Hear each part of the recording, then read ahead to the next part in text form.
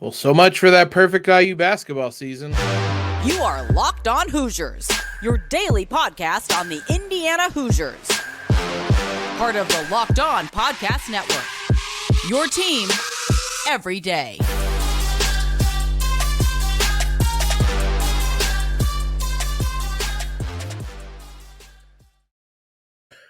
What is up, everybody? Welcome in to this Monday episode of Locked On Hoosiers, your one and only daily one-stop shop for everything IU athletics.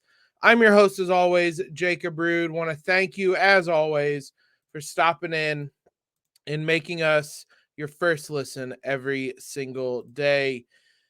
It's not a fun one today, at least not off the top. We're gonna have some fun stuff. IU soccer is back in the Final Four.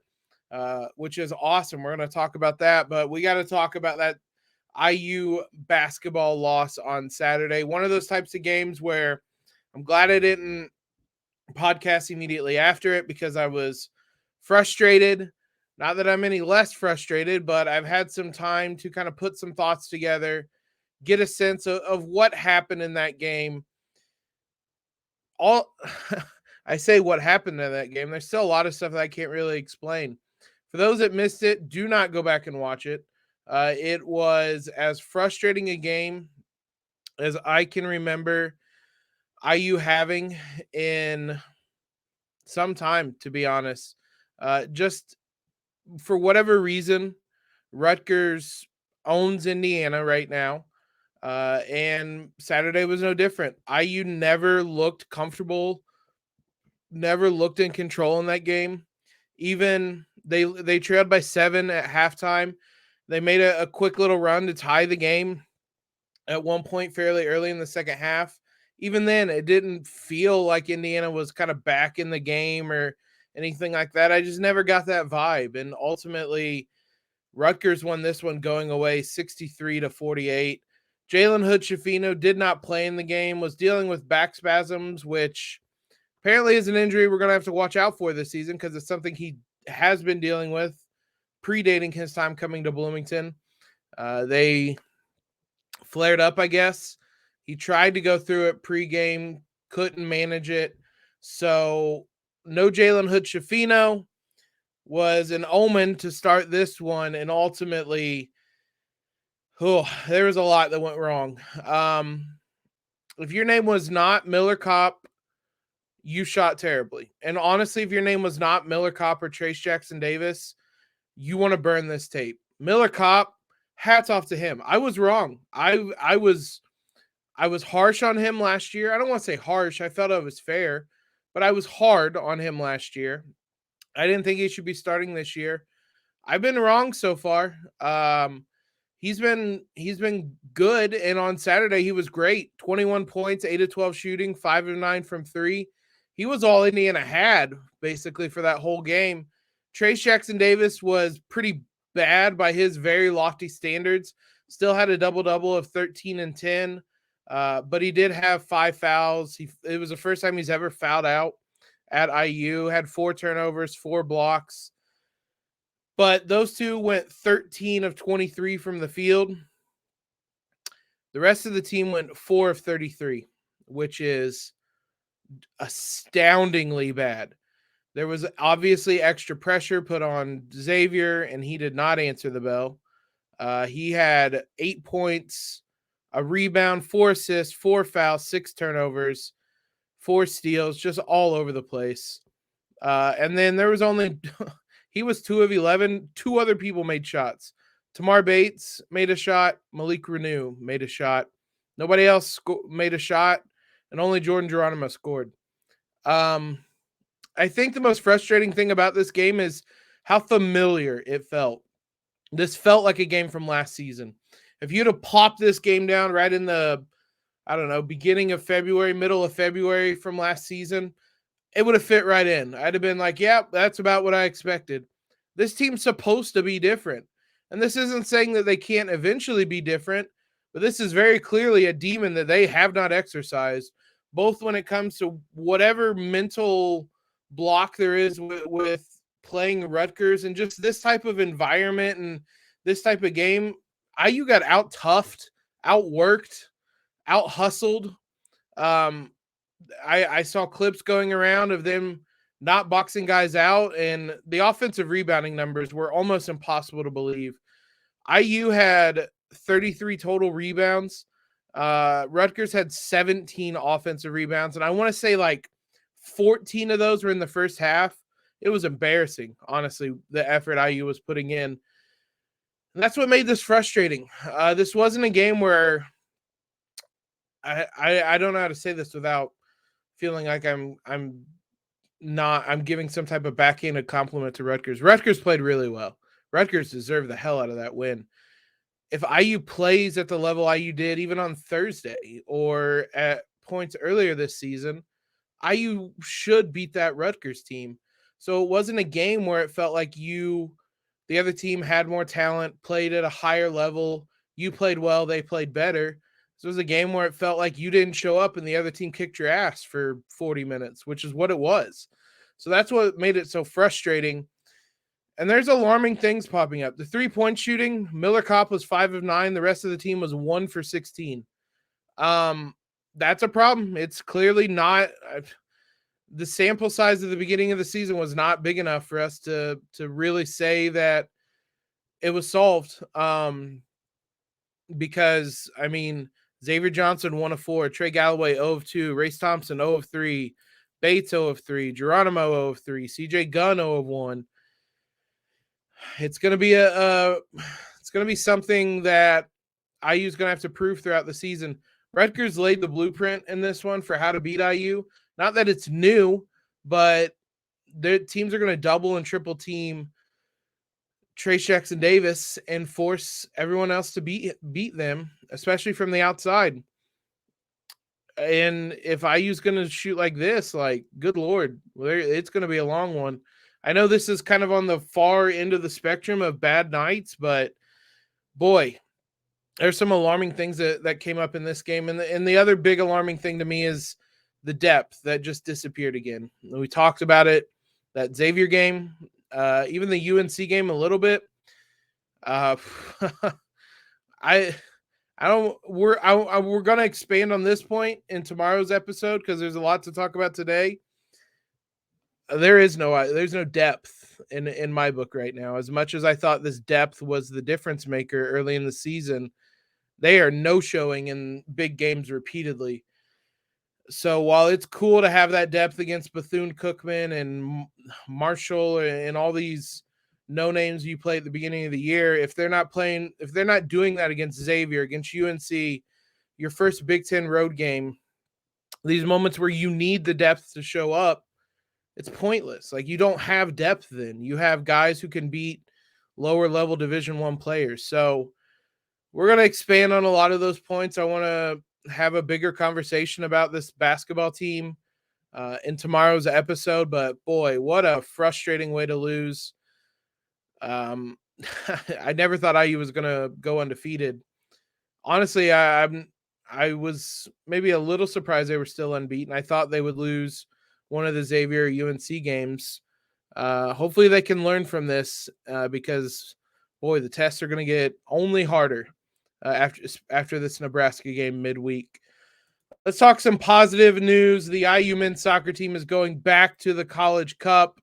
We'll talk about that game and what's in store for them in the Final Four this upcoming weekend.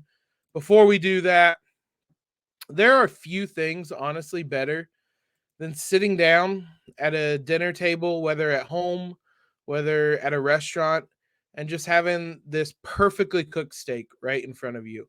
So I can't think of anything better than gifting that to someone, gifting just that perfect slice, that perfect cut of meat, that perfect steak to someone this holiday season.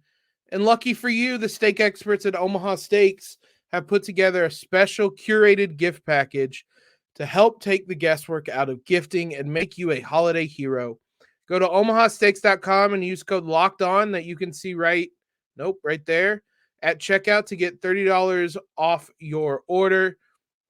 You can send an assortment of mouth-watering favorites, guaranteed to impress, like the legendary Butcher's Cut Filet Mignon, air-chilled boneless chicken, ultra-juicy burgers, and even easy-to-prepare comfort meals that are ready in a flash. Omaha Steaks is a gift from the heart, a gift that will be remembered with every unforgettable bite. You always remember that those really perfectly uh, cooked, perfectly prepared steaks. So order with complete confidence today, knowing that you're ordering the very best. Visit omahasteaks.com. Use promo code Locked On at checkout to get that extra $30 off your order. Minimum order may be required. Let's get happy. Let's talk some men's soccer. UNC-Greensboro was the site of the Elite Eight game on Saturday. It kicked off about midway through the men's basketball game. So on one hand, you had this men's basketball, I don't want to call it an implosion, but beat down. And on the other hand, IU handled UNC-Greensboro basically from start to finish on Saturday to earn their spot in the College Cup. Gumbale scored the first goal on. Look, I know the World Cup is going on right now. This is going to be one of the best goals you see this month. He controls it at the corner of the box, turns, hits it on the half volley into the side netting. Absolutely gorgeous. Then Samuel Sarver gets the second. A nice quick little counterattack. IU wins the ball back at midfield, and they had 3 guys forward to 2 UNC-Greensboro defenders. Sarver's played in.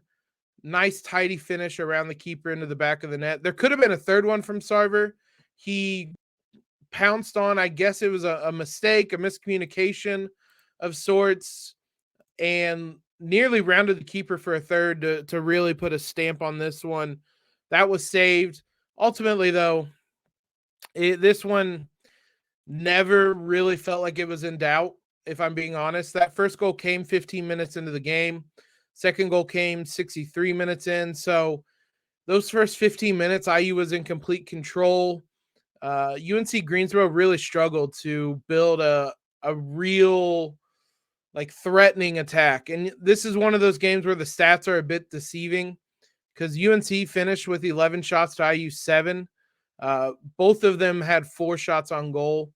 I can't really remember, but maybe one shot the UNC-Greensboro had that felt like it was threatening, and that came on a set piece back post that was put right at the keeper, right at JT Harms. And yeah, so it's another win for IU, another trip to the College Cup. I believe this is their 22nd trip to the College Cup in the last 50 years.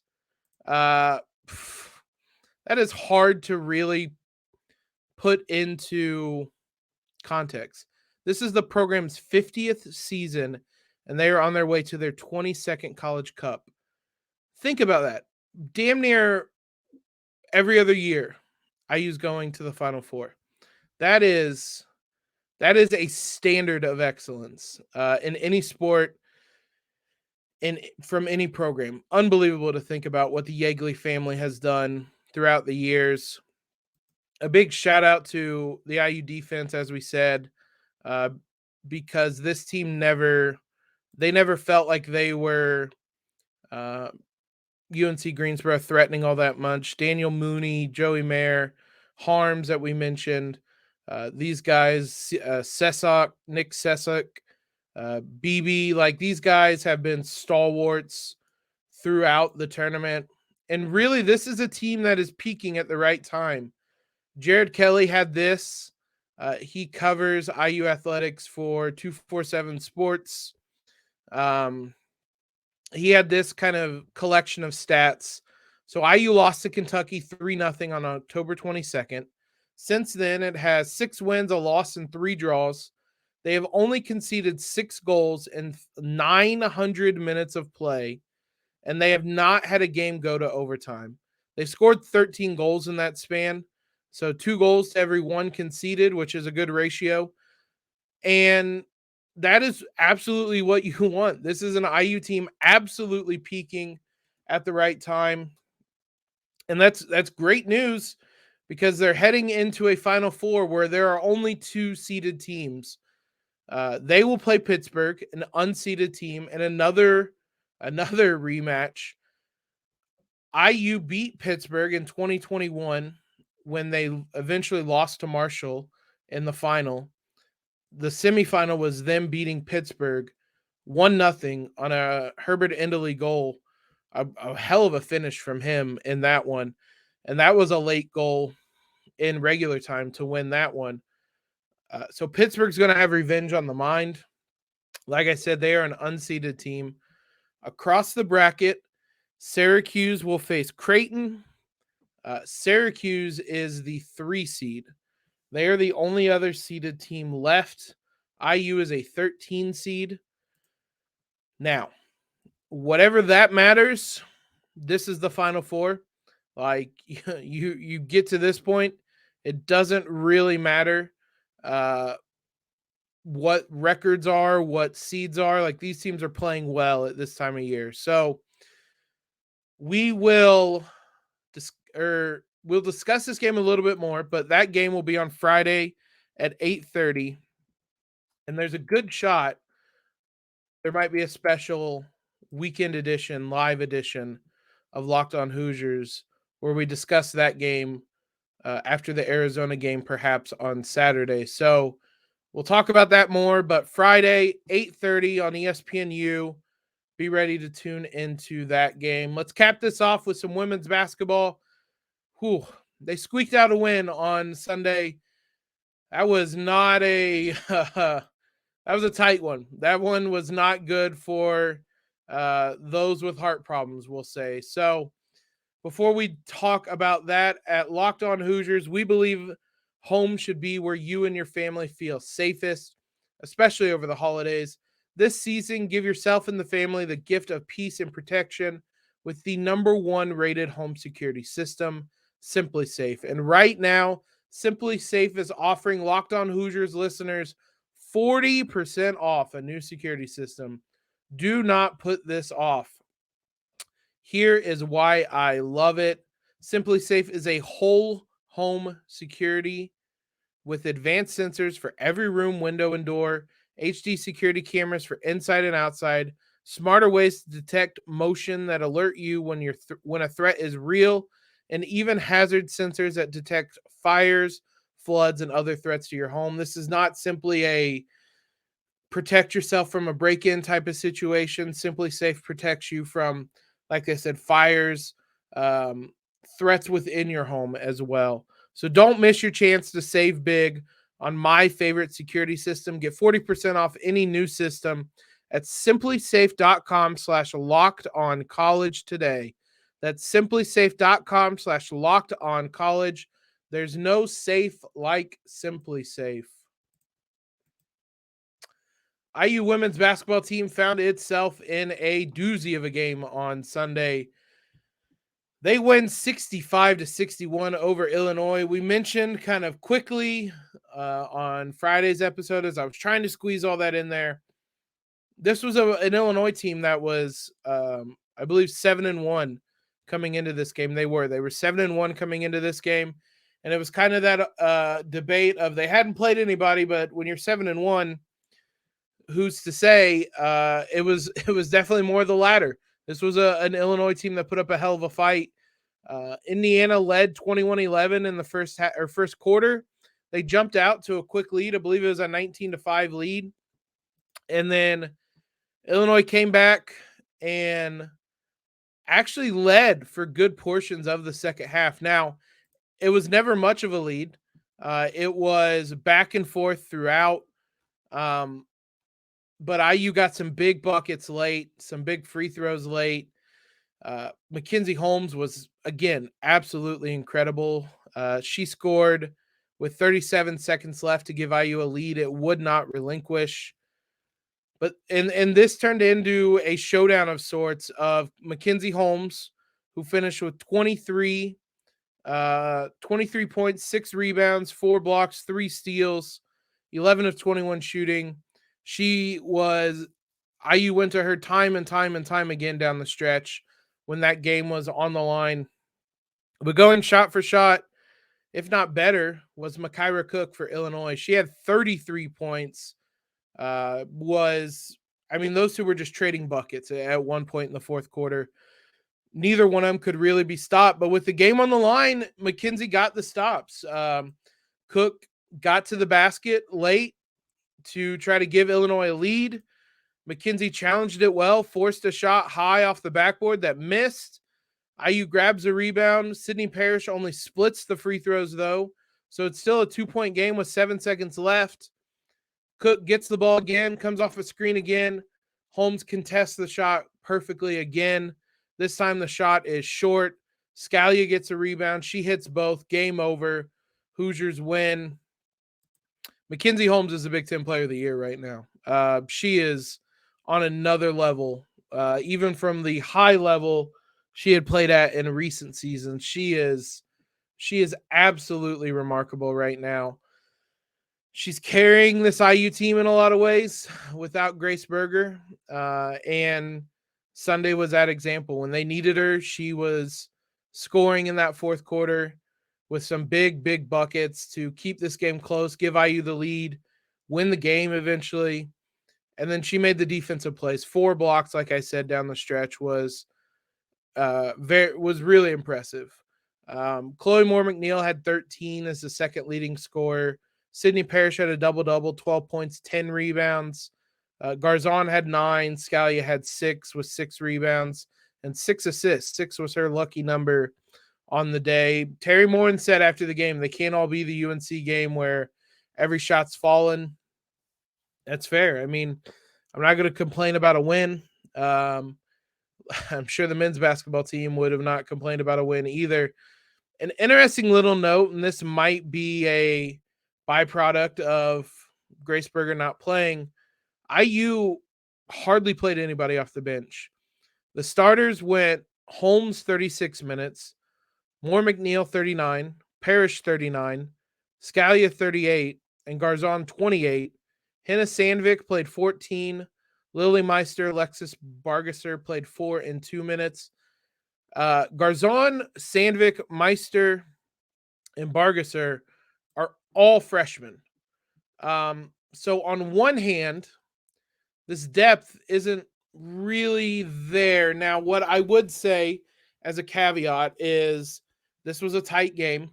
You were never really – this is one of those games where you shorten the rotation anyway.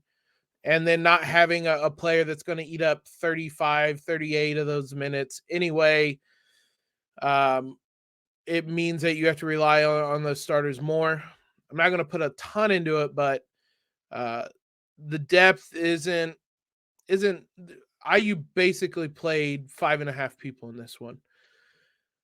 It's a byproduct of having an injury. You would hope that there'll be games later on where you blow teams out and you can play some of that depth more. I mean, we've talked a ton about where Chloe Moore McNeil was, for example, at this point last season versus where she finished and where she is now. So it's a process, and Terry Morin is fantastic at development. So I'm not really worried necessarily. I mean, it is interesting that the 3 freshmen are the 3 that she trusts the most right now. So it's an interesting little subplot that worth noting, but it's probably something that's going to continue with Grace Berger out. Rely on the people you trust and get those wins by whatever means necessary. Thanks again, guys, for making Locked On Hoosiers your first listen every day.